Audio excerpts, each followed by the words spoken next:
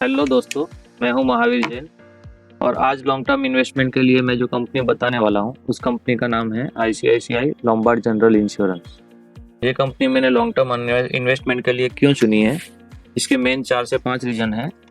पहला तो है इसका सेल्स ग्रोथ, जो कि पिछले 3 साल का है, वो पिछले 10 साल से ज़्यादा है और करंट का सेल्स ग्रोथ पिछले 3 साल से भी ज़्यादा है। ये इसका सबसे बड़ा प्लस पॉइंट है।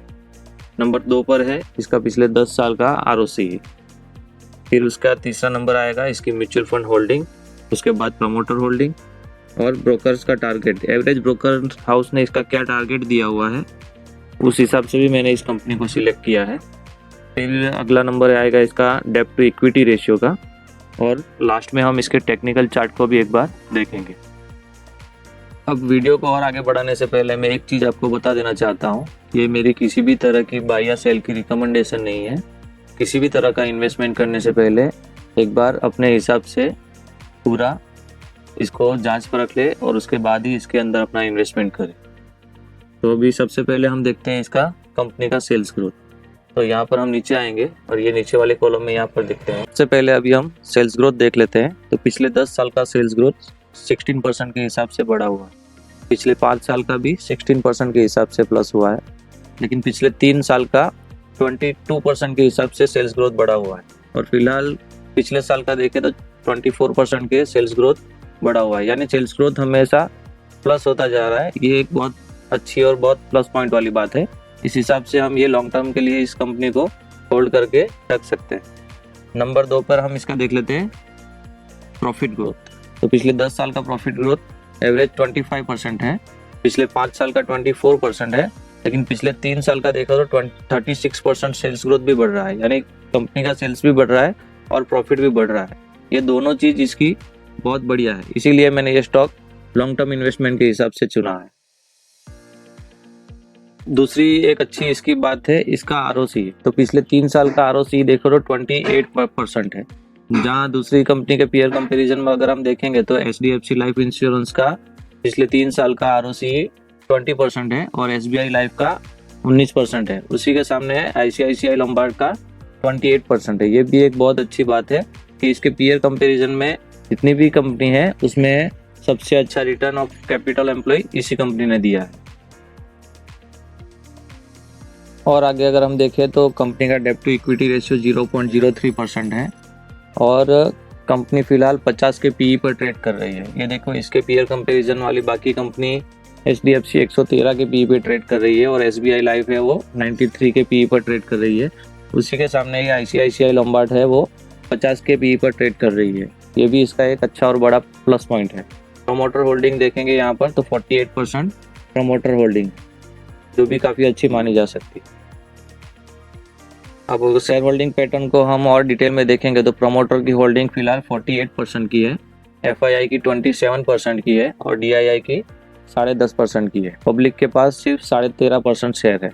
पब्लिक में हम और डिटेल में जाके देखेंगे तो यहाँ पर देखिए, एक तो ये गिबा होल्डिंग प्राइवेट लिमिटेड है, उसके पास 3.72% शेयर है और ये सोसाइटी बेंजोन है, इसके पास 3.57% शेयर है।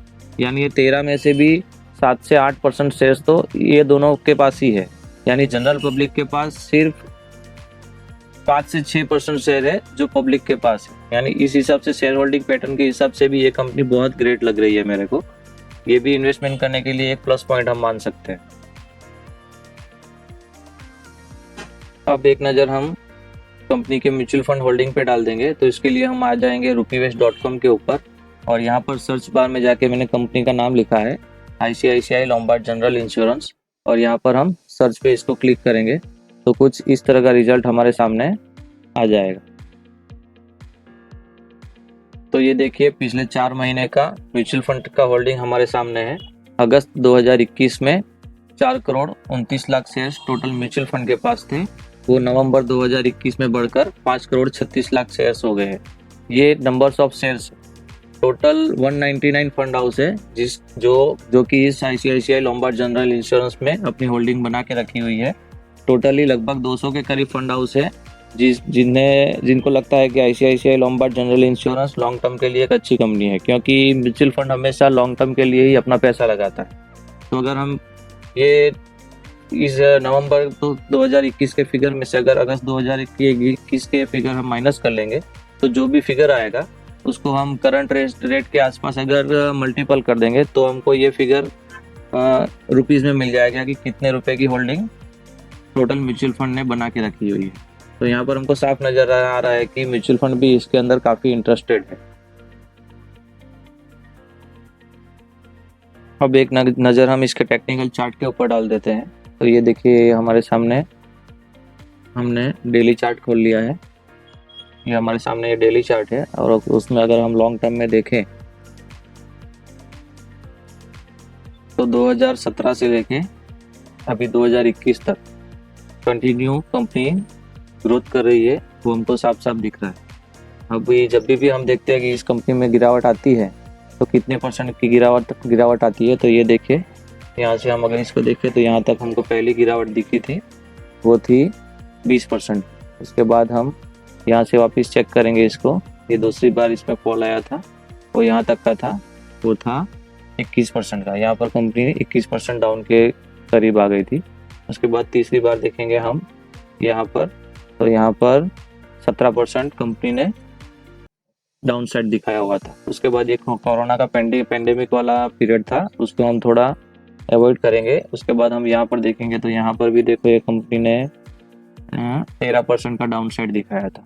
उसके बाद वापस हम यहाँ पर देखेंगे तो ये देखिए यहाँ से हाई से उसने यहाँ पर दिखाया था 18% का डाउन साइड, लेकिन हर बार डाउन साइड के बाद वापस कंपनी ग्रोथ करके ऊपर आ जाती है। ये देखिए यहाँ से ऊपर आ गई है, फिर वहाँ से इसने ऊपर चलना चालू किया है और ये उसकी डाउन साइड है।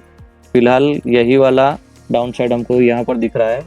ये हम देखेंगे तो ये देखिए यहाँ पर हमको ये 20% के आसपास ही डाउन साइड दिखाया है। यानी हम देख रहे हैं कि 17% से लेके 20 से 22% तक कंपनी डाउन साइड दिखा दी है, उसके बाद वो वापस ऊपर की तरफ चलना चालू कर देती है। तो मुझे लगता है कि हमारी एंट्री करने के लिए ये सबसे अच्छा और बेस्ट टाइम है। इस पेंडेमिक में हम इसके अंदर अपना पैसा लगा सकते हैं। अभी अप साइड अगर हम देखेंगे तो यहाँ पर डाउन साइड आने के बाद कंपनी ने यहाँ से यहाँ तक देखिए 80 दिन के अंदर 35% का ग्रोथ हमको दिखाया था। उसके बाद वापस कंपनी ने ये शेयर प्राइस गिरा था और यहाँ से अगर हम देखें तो यहाँ से लेके यहाँ तक हम देख सकते हैं तो 240 दिन के अंदर यानी एक साल से भी कम के अंदर कंपनी ने 63% का अपसाइड दिखाया हुआ है। उसके बाद वापस हम चेक करेंगे, यहाँ पर कंपनी वापस नीचे आई थी और यहाँ से देखे यहाँ तक, तो यहाँ पर भी कंपनी ने 40% का प्रॉफिट ग्रोथ दिखाया है, वो भी 161 दिन के अंदर। उसके बाद अगर हम और देखें तो यहाँ पर एक बार कंपनी वापस 200 DMA के पास में आई थी और यहाँ से यहाँ तक अगर हम देखें तो 32% का अपसाइड 83 डेज है ओनली। हाँ, 83 डेज के अंदर कंपनी ने 32% का अपसाइड दिखाया हुआ है। उसके बाद वापस कंपनी 200 DMA के पास आई थी और यहाँ से यहाँ देखिए तो वापस कंपनी ने 77 डेज के अंदर 18% का मूव दिखाया हुआ है।